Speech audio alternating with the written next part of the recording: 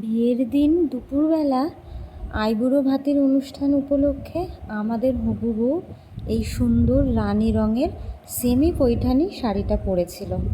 এই বিয়ের সমস্ত শাড়িই কিন্তু আগমনী বাসন্তী থেকে কেনা।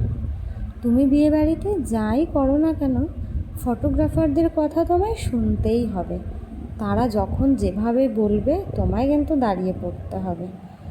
আর আইবুড়ো ভাতের অনুষ্ঠানে সুন্দরভাবে এই কাঁসার থালাতে সব কিছু সাজিয়ে দেওয়া হয়েছিল ওকে।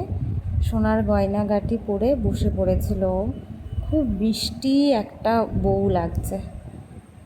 মেনুতে ছিল অনেক কিছু, 5 রকমের ভাজা, মাছের ঝোল, চিংড়ি মাছের মালাইকারি, মাছের মাথা দিয়ে তরকারি, সুন্দর ডেকোরেশন করে দেওয়া হয়েছিল।